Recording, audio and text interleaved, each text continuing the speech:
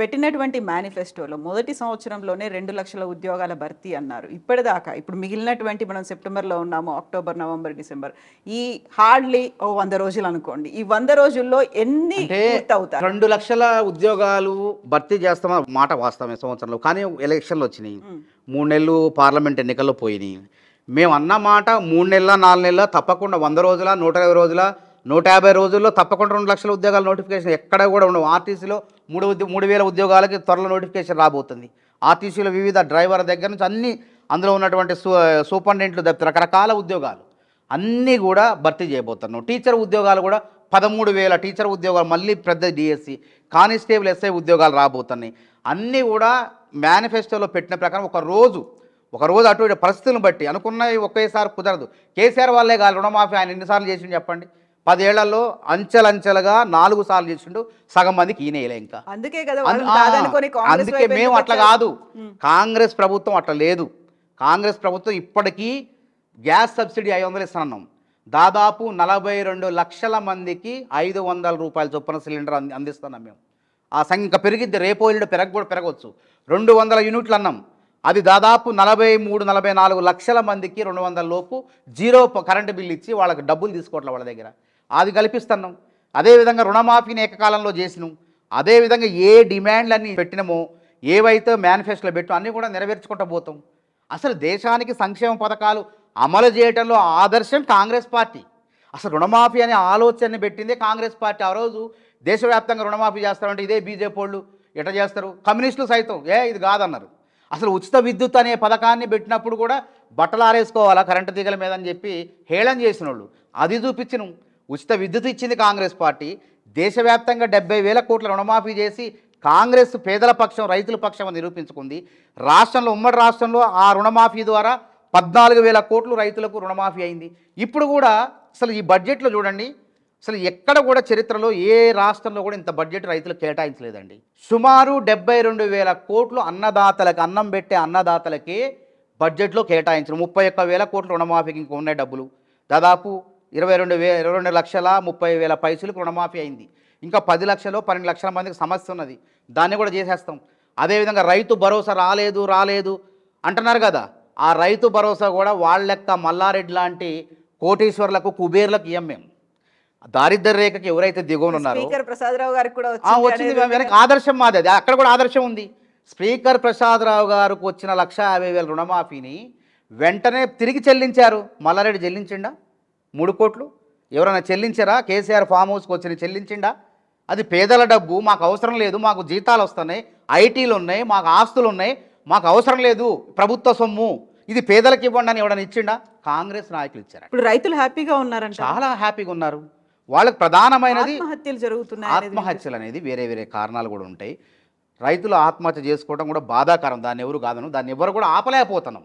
వాళ్ళ వ్యక్తిగతమైనటువంటి కొన్ని సమస్యలు, అప్పులు, ప్రైవేట్ అప్పులు చేయటం, ఆ వడ్డీలు కట్టలేకపోవటం, వాటి వల్ల రైతులందరూ కూడా ఆత్మహత్య చేసుకుంటారు. అది నిజంగా చాలా బాధాకరం, దాన్ని కూడా ఆపాలి. అది ఏ విధంగా ఆపాలనేది, మరి ప్రైవేట్ అప్పులకు ఎట్లా అనేది కూడా మనం కూడా ఆలోచన చేయాలి. కాబట్టి ఆ రైతు అన్నలు ఇప్పుడు గతంలో చనిపోయిన కేసీఆర్ కాలంలో 10 ఏళ్ళలో చనిపోయినప్పుడు తీద్దాం, నేషనల్ క్రైమ్ బ్యూరో వాళ్ళ రికార్డు ప్రకారం ఇప్పుడు తీద్దాం. నువ్వు 10 ఏళ్ళు రుణమాఫీ అన్నావు, 10 ఏళ్ళు చేయలేకపోయి, 1,00,000 రూపాయల రుణమాఫీ, నువ్వు ఇచ్చిన రుణమాఫీ వడ్డీలకి సరిపోయింది. బ్యాంకులో అసలు వడ్డీలకి ఉంచుకున్నారు బ్యాంకు వాళ్ళు, వాళ్ళకి రైతుకు ఏ ఉపయోగం లేదు. ఇప్పుడు అట్లా కాదు కదా, 2 లక్షల మేర కొంతమందికి అందని 1,50,000 మాఫీ అయిపోయింది, 1,00,000 రూపాయలు మాఫీ అయిపోయింది. 2 లక్షల పైన ఉన్న వాళ్ళు 3 లక్షలు, 2,50,000, 10,000 ఉంటే మేమేమన్నాం, ముందే ఆ 10,000 కట్టండి, 50,000 కట్టుకోండి, వాళ్ళకు కూడా రుణమాఫీ అయింది. వాళ్ళకి కాకపోతే కట్టకపోతే రుణాలు రీషెడ్యూల్ కావు. ఒకవేళ మేము 2 లక్షలు వేసినా కానీ వాళ్ళు మినహాయించుకొని మళ్ళీ దాన్ని కట్టమంటారు. కాబట్టి దానివల్ల ప్రతిఫలం ఉండదు, కాబట్టి రైతుకు ఉపయోగం లేదు. కాబట్టి మీరు కట్టండి, పైది కట్టండి, మేము 2 లక్షల ఖాతాలో వేస్తామని చెప్పినాం. ఇప్పుడు చాలామంది కట్టారు, వాళ్ళకు కూడా రేపు మాపు పడతాయి. ఎక్కడ ఎవరికి ఇబ్బంది లేదండి, వీళ్ళే ప్రయత్నాలు చేస్తున్నారు, గురుకులాల్లో తీసుకొస్తున్నారు ఆ అంశం. రైతు నిరుద్యోగులను నేను చెప్తా, ఒక విషయం నేను చెప్తా, దాన్ని కూడా చెప్తా, పెద్ద డ్రామా అది వాళ్ళది. అసలు నిరుద్యోగుల విషయంలో వేలుపెట్టారు, కుదరలేదు. రైతుల విషయంలో వేలుపెట్టారు, రైతులు కూడా రోడ్డు మీద రావట్లేదు. వాళ్ళకి అందరికి వస్తుంది, రాని వాళ్ళకి కూడా ఇస్తామని చెప్తున్నాం. ఇవ్వమనంటే కదా ఎప్పుడు ఉద్యమాలు చేయాలి ప్రతిపక్షాలు. మేము కాంగ్రెస్ పార్టీగా ఉద్యమం చేసినామంటే ఎందుకు చేసినాం? గ్రూప్ 1 పేపర్ లీక్ అయింది, తిరుపతి పాత్ర ఉంది, కేటీఆర్ పిఏ తిరుపతి పాత్ర ఉన్నది, విచారణ జరపండి, అసలు దోషుల్ని తేల్చండి, అసలు దొంగలు ఉన్నారు, చిన్న కొండంత ఎలికలను పట్టుకుంటున్నారు, పందికొక్కులు ఉన్నాయి పట్టుకోండి అని అన్నాం. అది వాస్తవం ఉంది, జరిగింది. కొంతమంది అరెస్ట్ చేశారు, 90 మంది దాకా అరెస్ట్ చేశారు. ఇంకా అసలు దొంగను పట్టుకోలేదు. దాన్ని పట్టుకోవాలి. ఇప్పటికి కూడా కాంగ్రెస్ ప్రభుత్వం దాని మీద విచారణ కన్నేసింది. రేపు మాపు అది కూడా జరుగుతుంది. మేము అట్లా ఏమైనా జరిగింది రైతు రుణమాఫీ విషయంలో? ఎక్కడ ఉద్యమం చేయాలా? రైతు అది కూడా తీసుకొస్తాను, అది కూడా చెప్తాను నేను సవివరంగా. ప్రవీణ్ కుమార్ భాగవతం మొత్తం నేను బయట పెడతా. ఆయన ఏందో, ఆయన కథ ఏందో మొత్తం నేను చెప్తా. ఇప్పుడు రైతు రుణమాఫీ విషయంలో ఆ డబ్బు పక్కదారి పడితే, కాంగ్రెస్ నాయకులు జేబులోకి పోతే, రైతుల సొమ్మును కాంగ్రెస్ నాయకులు జేబులో వేసుకుంటే, అప్పుడు నిర్మాణాత్మక ప్రతిపక్షంగా బీఆర్ఎస్ పార్టీ కాంగ్రెస్ అవినీతి చేసింది అని పోరాటం చేస్తే అందం ఉంటుంది, చందం ఉంటుంది, అర్థం ఉంటుంది, పరమార్థం ఉంటుంది. ప్రజలు కూడా ఆలోచన చేస్తారు. అరే ప్రజలకు అందిస్తున్నాం, పోతున్నాయి, చేరతున్నాయి, సాంకేతిక కారణాలతో ఆగిపోయినాయి అంటే దాని మీద ప్రెస్ మీడియా సురేందర్ రెడ్డి అట చనిపోయిండు పాపం. ఆయన రైతు, ఆయన ఎందుకు చనిపోయిండు. మాకు కూడా బాధ ఉన్నది. ఏ రైతు చనిపోవద్దు. తల్లికి 1,50,000 రుణమాఫీ అయినాయి. దాన్ని హరీష్ రావు గారు ప్రెస్ మీట్ పెట్టి పక్కదారి పట్టించే విధంగా, అంటే రైతులు రెచ్చగొట్టే విధంగా, ఆయన చనిపోయింది రుణమాఫీ కోసం అంటే వాళ్ళ ఇంట్లో ఒక రుణమాఫీ 1,50,000 రూపాయలు అయింది. ఆయన వేరు కుటుంబం ఉంటే, ఆయనకు రేషన్ కార్డు లేకపోయినా కానీ ఆయనకున్న 2 లక్షల రుణమాఫీ ఉంటే 2 లక్షల రుణమాఫీ చేస్తున్నాం, చేసి తీరుతాం. అందరికి అట్లా అవుతున్నాయి. ఆయన చనిపోయిన చావులతో కూడా తెలంగాణ ఉద్యమంతో శవరాజకీయాలు చేశారు. మళ్ళీ రైతుల శవాలతో కూడా శవరాజకీయం చేసి అధికార దాహం దేర్ల వాళ్ళది, అధికారంలోకి రావాలని చెప్పి కుట్రలు చేస్తున్నారు. ఇంకా టైం ఉంది, ఓపిక పట్టండి. మేమేమైనా తప్పులు చేస్తే అప్పుడు నిజంగా నిర్మాణాత్మక ప్రతిపక్షంగా పోరాటం చేయండి. గురుకులాల గురించి వద్దాం. ఇక గురుకులాలు అంతకుముందు లేవండి. కాంగ్రెస్ ఉమ్మడి రాష్ట్రంలో గురుకులాలు ఉన్నాయి. అంతకుముందు డాక్టర్లు, ఇంజనీర్లు, ఐఏఎస్లు, ఐపీఎస్లు కాలేదా? పెద్ద పెద్ద గొప్ప వాళ్ళు అయ్యారు గురుకులాల్లో. అది ఎవరు పుణ్యం అది? అసలు ఎస్ఆర్ శంకర్ అనేటువంటి ఒక మహానుభావుడు ఆయన. అసలు ఆయన వీటిని తీర్చిదిద్దారు. ఆయన తీర్చిదిద్దిన గురుకులాల్లో నువ్వు చీమలు పెట్టిన పుట్టల్లో పాములు దూరినట్టు ప్రవీణ్ కుమార్ దూరి అందులో కూర్చొని, అసలు ఆ ప్రవీణ్ కుమార్ అక్కడ రావడానికి కారణం ఎవరు? కాంగ్రెస్ ప్రభుత్వం కాదా? ఎందుకు వచ్చిండు ఆయన అక్కడికి? పరిటాల రవి హత్య జరిగినప్పుడు అనంతపురం ఎస్పీగా ఉన్నాడు ఆయన. ఎస్పీ కాంగ్రెస్ ప్రభుత్వం ఉంది అప్పుడు. ఎస్పీగా ఉంటే అక్కడ పరిటాల రవి అనుచరులు, టీడీపీ కార్యకర్తలు, నీ పాత్ర ఉన్నది, నీ పాత్ర లేకుండా ఈ హత్య జరగలేదని చెప్పి ఆయన మీద దాడి చేయబోయారు. దాడి కూడా చేశారు. ఆ భయానికి అడుపక్క తర్వాత ఎక్సలెన్సీ పేరు తేన ఎస్పీగా పనిచేసినప్పుడు వరంగల్, కరీంనగర్, ఖమ్మం, ఈ నల్గొండ ప్రాంతాలు ఎక్కడైతే ఆయన అధికారిగా పనిచేసిండో అవార్డుల కోసం సుమారు 180 మంది ఎస్సీ, ఎస్టీ, బీసీ, మైనారిటీ సంబంధించినటువంటి అమాయకుల్ని నక్సలైట్ల పేరుతో పొట్టన పెట్టుకుంటే ఇటు ప్రజా సంఘాల ఆగ్రహం, అటు ఆగ్రహం, ఇటు ఆగ్రహం. ఈ ఆగ్రహం నుంచి బయటపడాలని చెప్పి ఏం చేయాలని చెప్పి అవతారం ఎత్తిండు. అప్పుడు ఏం చేశారు? ఇప్పుడున్నటువంటి ఆరోగ్య శాఖ మంత్రి దామోదర్ రాజనరసింహ గారిని బతిలాడుకొని, కొప్పుల రాజు గారు ఢిల్లీలో రాహుల్ గాంధీ గారికి దగ్గర ఉన్నటువంటి కొప్పుల రాజు గారితో మాట్లాడుకొని కిరణ్ కుమార్ రెడ్డిని ఒప్పించి గురుకుల, అసలు అప్పటిదాకా ఐపీఎస్లు ఎవరు కూడా గురుకులాల కార్యదర్శి కాలేదు.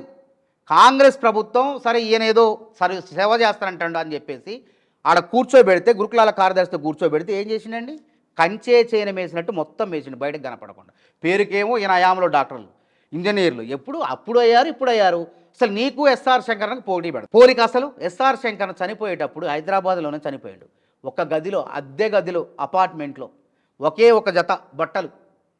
అంత ఐఏఎస్ అయిన కేరళకు చెందిన బ్రాహ్మణ వ్యక్తి అయినటువంటి, కులం కాదు ముఖ్యం, గుణం ముఖ్యం. అందుకే అంటున్నా, ఆయన బ్రాహ్మణుడైన ఎస్సీ, ఎస్టీ, బీసీ, మైనార్టీ వర్గాల పేద ప్రజల అభ్యున్నతి కోసం ఆయన జీవితం త్యాగం చేసిండు. ఆయనండి మహానుభావుడు. నువ్వు ఎట్లయితే అసలు నీ స్వేరో సైన్యాన్ని స్థాపించిన వాళ్ళు ఏదో అందులో స్వేరో సైన్యాన్ని స్థాపించి టీచర్లని, లెక్చరర్లని, ప్రిన్సిపాల్ని బెదిరించి అక్రమంగా గురుకులాల డబ్బును అందులోకి బదిలీ చేసినావా లేదా? తీయండి, స్వేరోకి అంత డబ్బులు ఎట్లా వచ్చినాయి? అసలు అన్ని వేల కోట్లు ఎట్లా వచ్చినాయి?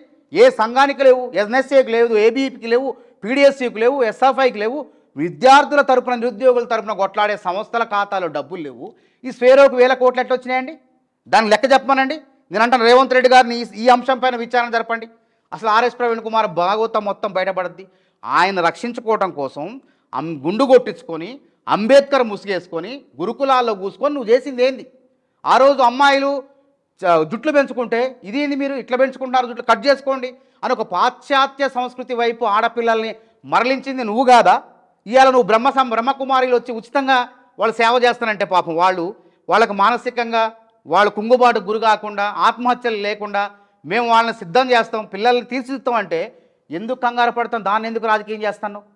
నువ్వు చేసినప్పుడు నువ్వేమో అడుగుపెట్టిన విద్యార్థి సంఘాలని ఆర్ఎస్ ప్రవీణ్ కుమారు విద్యార్థులకు ఏదైనా అన్యాయం జరిగితే మేము పోతే మా మీద తప్పుడు కేసులు పెట్టేవాడు, అనవసరమైన కేసుల్లో ఇరికించేవాడు, అందులో పోకుండా ట్రెస్పాస్ అని చెప్పి ఉల్లంఘన అని చెప్పి బోర్డులు పెట్టేవాడు.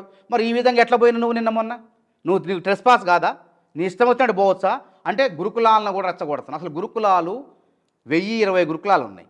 269 ఎస్సీ గురుకులాల్లో 150,000 మంది ఒక ఎస్సీ గురుకులాల్లో చదువుతున్నారు. మైనారిటీ ఉన్నది. బీసీ గురుకులాలు మొత్తం కలిపితే 4.5 లక్షల మంది విద్యార్థులు ఉన్నారు.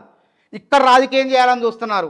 కేసీఆర్ ఉన్నప్పుడే మంచిగున్నది, ఆర్ఎస్ ప్రవీణ్ కుమార్ ఉన్నప్పుడే మంచిగున్నది. మరి రేవంత్ రెడ్డి పాలనలో గురుకులాలు బాగోలేవు, చదువు చెప్పట్లేదు. అంటే ఆర్ఎస్ ప్రవీణ్ కుమార్ కన్నా డాక్టర్లు లేరా, ఇంజనీర్లు లేరా? ఆర్ఎస్ ప్రవీణ్ కుమార్ తొలగిపోయిన తర్వాత ఎంతమంది డాక్టర్లు అయ్యారు, ఎంతమంది ఇంజనీర్లు అయ్యారు, ఎంతమంది సివిల్ సర్వీస్ ప్రిపేర్ అవుతున్నారు? లెక్కదిద్దాం. ఇప్పుడు ఎందుకు పిల్లలు బయటకు వచ్చి బయటికి రెచ్చ చెప్తున్నా కదా, ఈ వాసనలు అక్కడ ఉన్నాయి. వాళ్ళ అసిస్టెంట్ కేర్ టేకర్లని మెస్సుల్లో చట్టవిరుద్ధంగా ఆర్థిక శాఖ అనుమతి లేకుండా అసలు రిజర్వేషన్ రూల్ ఆఫ్ రిజర్వేషన్ పాటించడం ఒక్క సామాజిక వర్గాన్ని అందులో తీసుకొచ్చి పెట్టిండు. వాళ్ళు అక్కడ కూర్చున్నారు, కావాలని పిల్లల్ని రెచ్చగొడుతున్నారు. అందుకే నేను చెప్తున్నా ప్రభుత్వానికి, ఇంకా ఆయన వాసనలు ఉన్నాయి అక్కడ. ఆయన పెట్టినటువంటి సెక్రటరీ మారిండే కానీ అక్కడ ఆయన మనుషులు ఇంకా ఉన్నారు. కావాలని రెచ్చగొట్టి రాజకీయం చేస్తున్నారు. తెలంగాణ గురుకుల పేరెంట్ అసోసియేషన్ ఎవరు పెట్టారండి? ఈయన పెట్టలేదా? సొమ్ము ఒకటిది, సోకు ఒకటిది లెక్క. ఇష్టం వచ్చినట్టు ప్రభుత్వం ఏమో సొమ్మియటం, సోకేమో ఆర్ఎస్ ప్రవీణ్ కుమార్ది. అసలు మాలావత్ పూర్ణని ఎవరెస్ట్ ఎక్కించింది ఎవరండి? ప్రవీణ్ కుమారా? కాంగ్రెస్ ప్రభుత్వం అది ప్రోత్సహించలేదా? కాంగ్రెస్ ప్రభుత్వం ప్రోత్సహిస్తేనే కిరణ్ కుమార్ రెడ్డి పేద పిల్లలు ఎక్కాలి ఎవరెస్ట్. మాలావత్ పూర్ణ ఆనంద్ ఇద్దరు అమ్మాయి అబ్బాయి ఇద్దరిని కూడా వాళ్ళకి ఆర్థికంగా నిధులు ఇచ్చి కోచ్నిచ్చి ఎవరెస్ట్ శిఖరం ఎక్కేలా చేసింది కాంగ్రెస్ ప్రభుత్వం. ఎమ్మటే ప్రభుత్వం మారంగంలోనే, ఎన్నికల తర్వాత ప్రభుత్వం మారంగంలోనే మరి ఊసరవేలి కదా, ఎమ్మటే రంగులు మార్చుకుంటాడు ఆర్ఎస్ ప్రవీణ్ కుమారు. ఎమ్మటే పోయి కేసీఆర్కి వెళ్ళిపోయి దండం పెట్టుకొని ఇక ఆయన అధికారిగా మళ్ళీ కొంచెం ఇది ఘనత మొత్తం కేసీఆర్ అని చెప్పి డబ్బా కొట్టిండు. ఇప్పుడు మానవతారాయ్ గారు, ఇప్పుడు గురుకులాలకు సంబంధించి ఏమన్నా సమస్యలు ఉన్నాయా లేవా? వాళ్ళు తెచ్చిన వాళ్ళని పక్కన పెట్టండి. ఇప్పుడు అమ్మాయిలు కూడా బయట వచ్చి కూర్చుంటున్నారు, రోజుల తరబడి వాళ్ళు చేస్తున్నటువంటి ఆందోళన, అందులో సమస్యలు కాదండి. ఏజెన్సీ ఉంది ఏంది, ఎస్ఆర్ శంకర్ అనే ఏజెన్సీ అని పెద్ద అవినీతి అది. అదే దాంట్లో కూడా ఇప్పుడు సోమేష్ కుమార్ జిఎస్టీ కుంభకోణం అవినీతిలో 1000 కోట్లు, ఈ ఆర్ఎస్ ప్రవీణ్ కుమార్ గురుకులాల సెక్రటరీగా చేసిన అవినీతి కూడా 1000 కోట్లు, అదే సమానమైన అవినీతి. దానిపైన సిట్టింగ్ జడ్జితో విచారణ జరిపితే వాస్తవాలు వస్తాయి. అసలు ఆర్ఎస్ ప్రవీణ్ కుమార్కి ఎస్ఆర్ శంకర్ అనే ఏజెన్సీకి సంబంధం ఉంది. ఈయన ఒక బినామీ వ్యక్తులు పెట్టి ఆ ఏజెన్సీని స్థాపించిండు. అసలు ప్రభుత్వ సంస్థలో సెక్రటరీ కార్యదర్శిగా ఉన్నటువంటి ప్రాంతంలో ఎస్ఆర్ శంకర్ కార్యాలయం ప్రైవేట్ ఏజెన్సీ ఎట్లుంటుందండి? ఆఫీసులో గురుకుల సెక్రటరీ ఆఫీసులో ఎట్లున్నది, కార్యాలయం ఎట్లున్నది అంటే ఎవరు దీన్ని ప్రోత్సహించింది? దీని వెనక ఎవరున్నారు? ఆర్ఎస్ ప్రవీణ్ కుమారే. దాని పేరు మీద ఎస్ఆర్ శంకర్ అనే పేరు మీద ఇలా గురుకులాలు, అన్ని గురుకులాల్లో అనేక మందిని, అదేవిధంగా ఆ ఏజెన్సీ ఇలా ప్రభుత్వం ఏమో వాళ్ళ ఖాతాలో ప్రభుత్వ ఉద్యోగ ఖాతాలు 20,000 వేస్తే వీళ్ళు చేతికి ఇచ్చేది 12,000 13,000. మిగతాది మొత్తం కూడా వీళ్ళే భోజనం చేస్తారు, ఎస్ఆర్ శంకర్ వాళ్ళు తింటున్నారు. కాబట్టి ఈ అవుట్ సోర్సింగ్ ఏజెన్సీ దళారీగా సిబ్బంది ఎవరైతే పనిచేస్తున్నారో వాళ్ళ పొట్టలు కొడుతుంది. అందులో ఆర్ఎస్ ప్రవీణ్ కుమార్కి సంబంధించిన ఏజెన్సీ అని చెప్పి ఆ రోజు పెద్ద ఎత్తున ఆరోపణలు వచ్చినాయి. నిజంగా దీనిపై విచారణ జరపాలా? అసలు జరపట్లేదు. ఇప్పుడు అందుకే నేను అంటున్నాను, ఇప్పుడు ఆయన ఏదో సత్యహరిశ్చంద్రుడు అని చెప్పి ఇలా ప్రెస్ మీట్లు పెట్టి మాట్లాడతాడు. నేనున్నప్పుడే గురుకులాలు నువ్వు ఉన్నప్పుడు ఆగంగా ఉన్నాయి. నిజంగా సిన్సియర్ అయితే నువ్వు ఈ అవుట్ సోర్సింగ్ ఏజెన్సీని ఎందుకు ప్రోత్సహిస్తావు? రాజ్యాంగబద్ధంగా నిరుద్యోగులతో ఉద్యోగాలు భర్తీ చేయండి, అవుట్ సోర్సింగ్ ఎందుకు? అదే జీతాలు నోటిఫికేషన్ ద్వారా రూల్ ఆఫ్ రిజర్వేషన్ పాటించి ఉద్యోగాలు భర్తీ చేయండి అని చెప్పి నువ్వు ప్రభుత్వాన్ని కోరుతావు. కాకపోతే నీ స్వార్థం ఉంది, నీ ఏజెన్సీ ఉంది కాబట్టి